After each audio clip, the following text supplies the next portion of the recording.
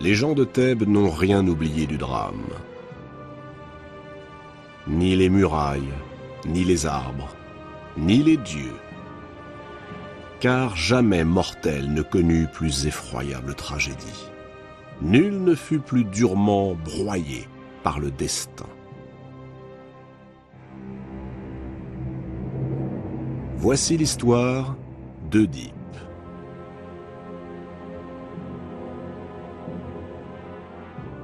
Lorsque le roi de Thèbes, Labdakos le boiteux, vint à mourir, son fils Laios n'était âgé que d'1 an. On aurait pu confier l'enfant à un tuteur, nommé un régent. Mais 2 imposteurs firent main basse sur le trône de Thèbes et chassèrent le jeune Laios. Laios trouva refuge en Élide, auprès du roi Pélops. 18 années passèrent.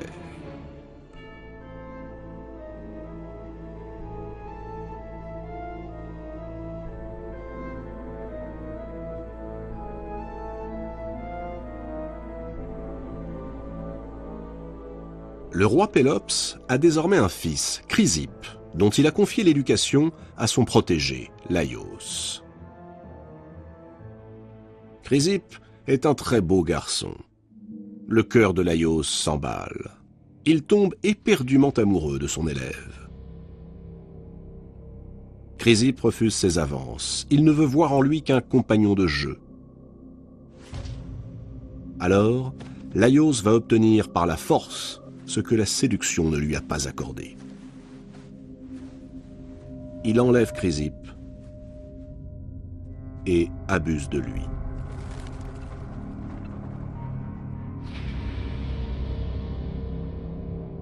Laios ne viole pas seulement l'intégrité du jeune garçon, il viole les lois sacrées de l'hospitalité et il trahit la confiance que le roi Pélops a placée en lui.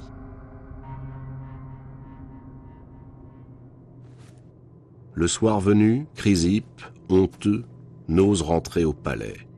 Il se réfugie dans une grange, noue une corde autour de son cou et se donne la mort.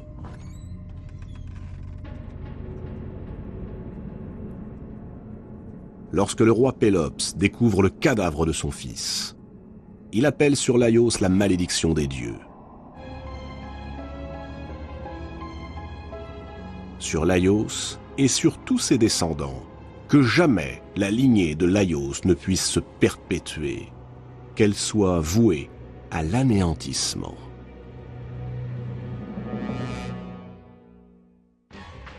Laios, épouvanté par le crime qu'il a commis, effrayé par la malédiction de Pélops, s'enfuit au grand galop.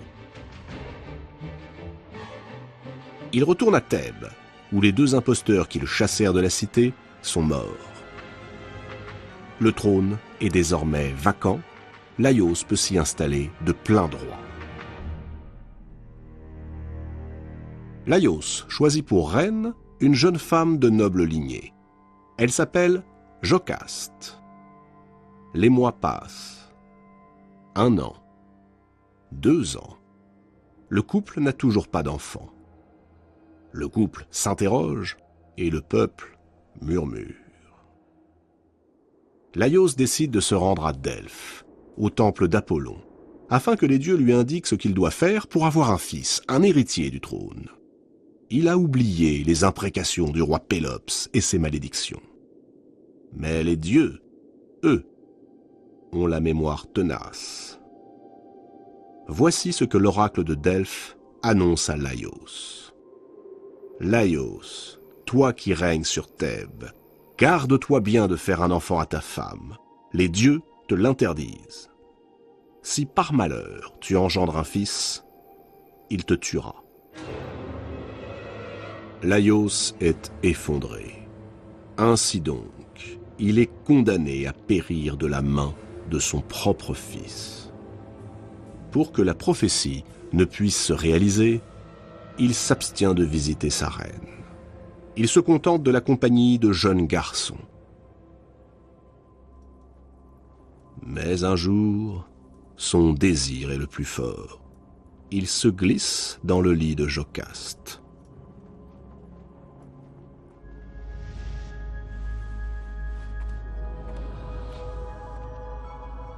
Neuf mois plus tard, un enfant vient au monde, c'est un fils. Et le souvenir de l'oracle revient à sa mémoire.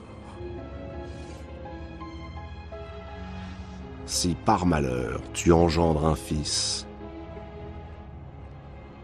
il te tuera.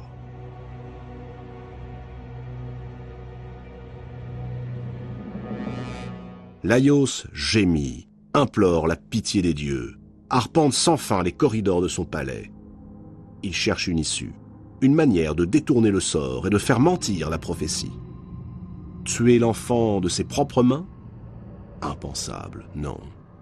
Les dieux redoubleraient de colère. Soudain, lui vient une idée. Il fait venir à lui un berger et lui donne l'ordre d'emmener le nouveau-né au cœur de la montagne et de l'abandonner afin qu'il soit dévoré par les bêtes sauvages. Pour être certain que l'enfant ne pourra s'échapper, il ordonne qu'on lui perce les chevilles avec une tige de fer, lui sectionnant ainsi les tendons.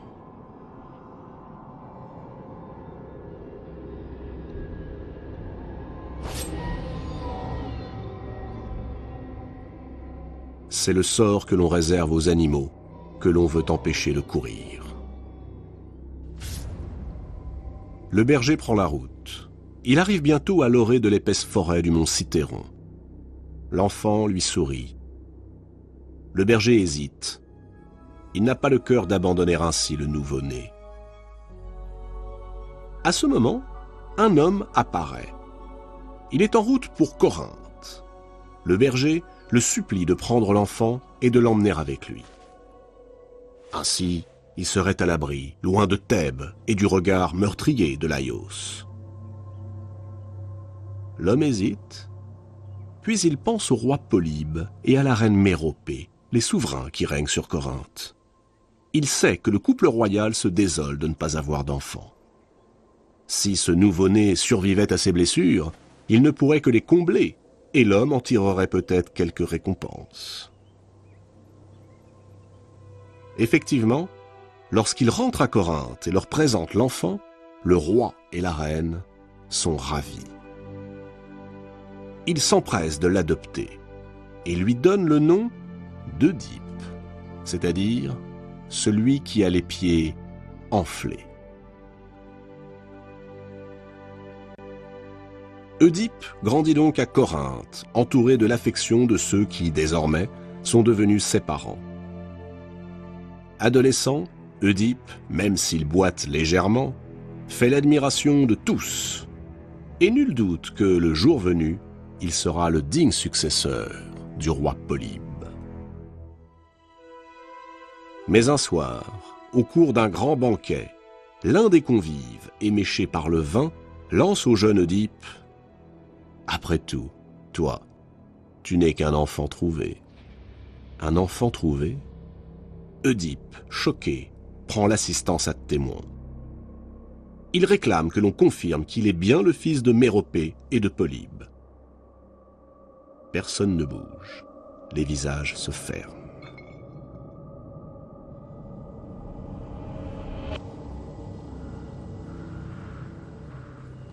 Œdipe se précipite chez son père. Il exige la vérité. Polybe, embarrassé, le rassure comme il peut. Pour lui, Œdipe est bel et bien son fils, quelles que soient les conditions de sa naissance. Mais ces explications imprécises laissent le jeune homme plus désemparé encore. Tant pis, les dieux, eux, sauront lui dire la vérité. Œdipe part pour Delphes et interroge l'oracle. De qui est-il véritablement le fils? Or cela, l'oracle ne lui dira pas.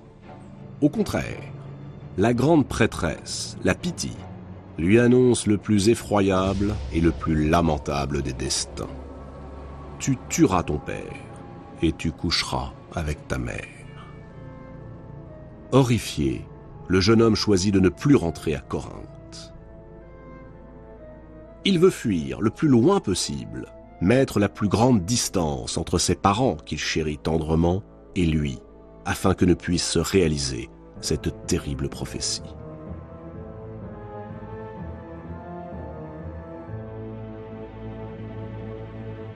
Échapper à ce destin imposé, voilà quel est le seul but d'Œdipe. Il remonte sur son char et part. Il erre. On le voit traverser des villages, silhouette fantomatique, indifférent à tout. Il n'a plus de patrie, plus de terre. Il n'est plus rien. Un jour, parvenu au carrefour de 3 routes qui mènent à Delphes, le char d'Œdipe croise celui d'un homme âgé. Un homme âgé qui n'est pas sans une certaine allure. À ses côtés se tient un serviteur. À cet endroit, le chemin est bien trop étroit pour que 2 chars puissent passer de front. Le cavalier, impatient, ordonne à Œdipe de lui céder le passage. Œdipe n'a même pas le temps de discuter, l'homme lance son équipage sur lui.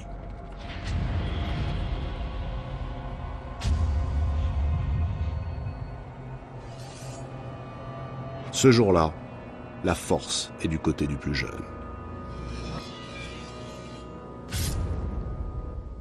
Œdipe saisit son glaive et le plonge dans les entrailles de son adversaire. Tout s'est passé si vite que le serviteur, médusé, n'a pas eu le temps d'intervenir. Craignant d'être tué à son tour, il s'enfuit en courant. Il court jusqu'à sentir ses poumons éclater et ne relâche ses efforts qu'une fois à l'abri des murailles de sa ville, Thèbes. Là, il tombe à genoux et annonce la nouvelle. Le roi Laios, vient d'être assassiné. Ce malheur est venu accroître le climat de terreur qui règne depuis des années sur la ville. En effet, non loin des portes de Thèbes, une créature monstrueuse s'est installée sur un promontoire. Il s'agit de l'une des pires divinités des enfers, un sphinx. Le sphinx possède une tête de femme, des seins, mais un corps et des pattes de lionne, surmontés de 2 ailes griffues. À chaque voyageur qui passe par là, le sphinx pose une question, toujours la même. Nul ne parvient à y répondre. Tous sont aussitôt dévorés. Œdipe, toujours errant le long des routes, arrive à Thèbes. Il est frappé par le climat morbide qui règne sur la ville. Les habitants vont et viennent, le regard éteint, triste. Il interroge un passant qui lui explique que Laios mort, la régence a été confiée à Créon, son beau-frère. Créon a promis la main de Jocaste, sa sœur, et donc le trône, à quiconque délivrerait Thèbes de l'emprise du sphinx. Œdipe se dit qu'il tient là une belle opportunité de mettre un terme à son errance, en conquérant à la fois une reine et un trône. Il décide d'affronter le sphinx.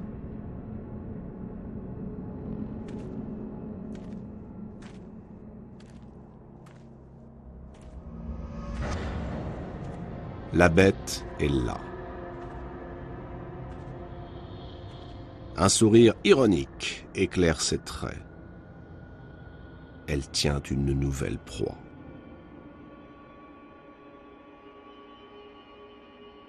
Je t'écoute, lance Œdipe. Le sphinx pose alors sa question. Quel animal a 4 pattes le matin, 2 à midi et 3 le soir? Œdipe réfléchit. Sa vie, qu'il risque à présent de perdre, défile sous ses yeux. Un long moment s'écoule. Sans trembler, Œdipe répond enfin. L'homme. Enfant, il a 4 pattes, puisqu'il rampe sur le sol, à l'aide de ses pieds et de ses mains. Adulte, il en a 2, puisqu'il se tient debout. Devenu vieux, Il en a 3, puisqu'il s'appuie sur un 3e pied, une canne. Le sphinx réprime un brusque sursaut. Oedipe croit apercevoir dans son œil comme une étincelle. Il est vaincu.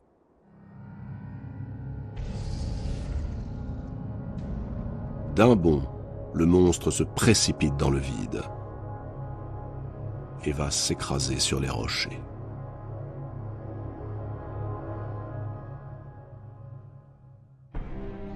Voici donc Oedipe roi de Thèbes.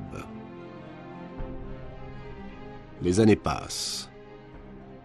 Oedipe a épousé Jocaste, comme convenu. Elle lui a donné 4 enfants, 2 garçons, Éthéocle et Polynice, et 2 filles, Antigone et Ismène.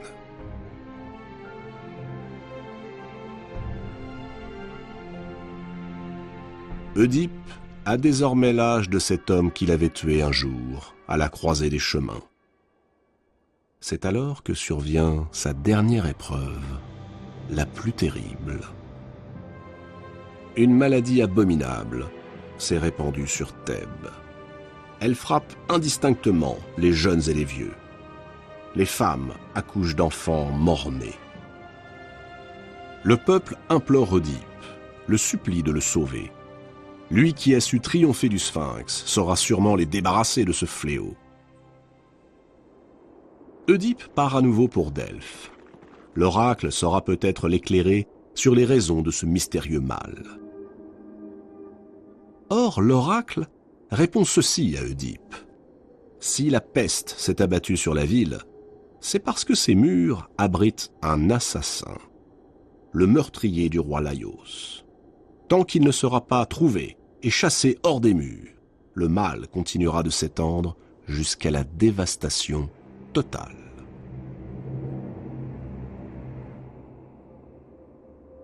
Oedipe est bien décidé à trouver cet assassin. Dans toute la Grèce, il lance des émissaires. À Thèbes, on fouille les maisons, on interroge, on promet des récompenses. Mais personne ne sait rien. Alors, Oedipe fait appel au grand Tirésias, le devin aveugle. Lui qui sait déchiffrer le vol des oiseaux doit certainement connaître le nom du coupable. Mais Tirésias, à son tour, affirme ne rien savoir. Pourtant, à la manière dont le devin lui répond, Oedipe sent qu'il lui cache la vérité. Il ordonne, insiste, menace, rien à faire. L'entêtement de Tirésias rend Oedipe furieux.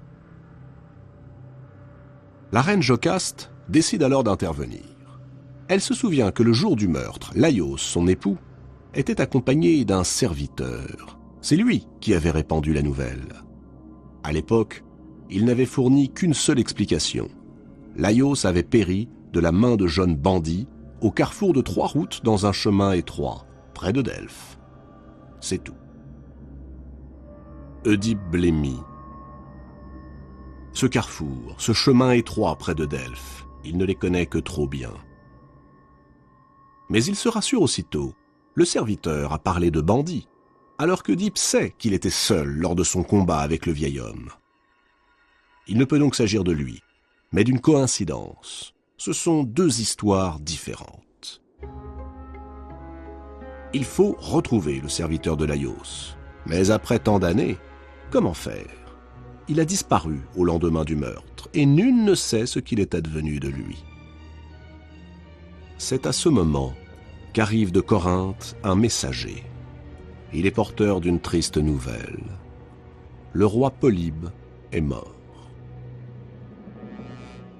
Polybe, l'homme qu'Oedipe tenait pour son père. L'homme qu'il avait tant voulu fuir, de peur d'en être un jour l'involontaire assassin. Polybe vient de mourir, chargé par le poids des ans. Oedipe sent d'abord le chagrin lui serrer la gorge, puis le soulagement l'emporte. L'oracle de Delphes, cette prophétie qui depuis toujours l'obsède, est enfin déjouée. Il ne pourra pas tuer son père, puisque son père n'est plus. mais son soulagement est de courte durée. Le messager poursuit. « Roi Oedipe, la mort de Polybe me délivre du serment qu'autrefois je lui fis, et je puis enfin avouer la vérité. Polybe et Méropée n'étaient pas tes parents. » Oedipe est atterré. L'homme poursuit. « C'est moi qui t'ai recueilli jadis. C'est moi qui t'ai remis au couple royal. Toi, l'enfant aux talons percés. » La voix tremblante, Oedipe questionne. « Mais cet enfant, qui te l'a remis ?» Au même instant, un vieux berger vêtu de haillons fend la foule et s'approche. Sa vue est basse et sa voix n'est plus qu'un murmure. Mais ce qu'il articule glace d'effroi tous ceux qui l'entendent. « Je te reconnais, messager de Corinthe. Oui, c'est bien toi. C'est à toi, jadis, que j'ai confié cet enfant aux chevilles percées. Cet enfant que son père avait promis à une mort atroce et que je n'ai pas eu le courage d'abandonner aux loups qui peuplent la forêt. » Oedipe se fige. Mais cet enfant, de qui le tenais-tu ?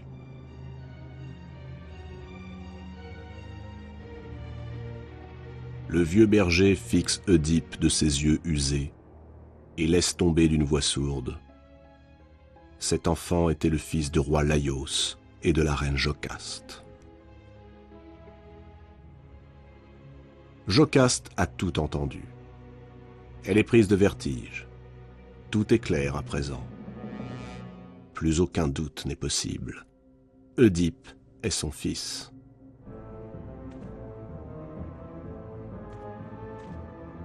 Ainsi, tout est fini.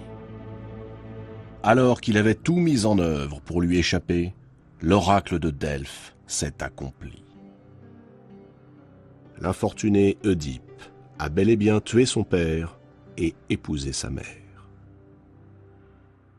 Oedipe cherche Jocaste des yeux. Elle n'est plus là. Pris d'un terrible pressentiment, il se précipite vers le palais. Il pénètre dans la chambre de la reine. Jocaste est là, morte. Elle s'est pendue.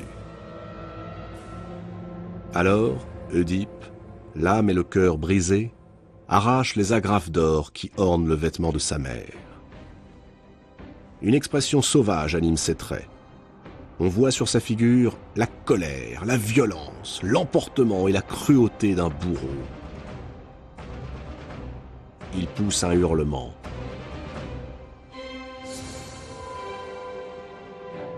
Et plonge les agrafes dans ses yeux. Il les ravage, les déchire. Ainsi, il ne verra plus le jour, ni la nuit, ni les hommes. Puis il quitte la ville, accompagné de sa fille, Antigone. Le voici devenu un proscrit, un aveugle boiteux lancé sur les chemins de Grèce. On le montre du doigt, on le chasse.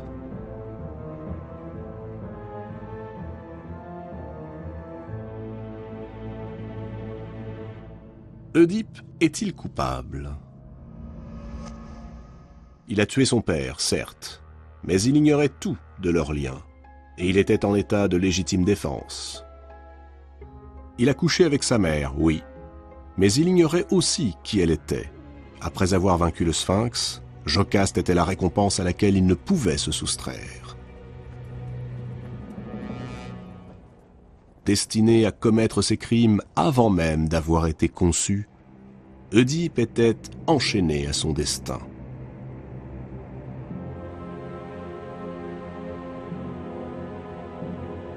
Rien n'aurait pu l'en détourner, sinon la mort.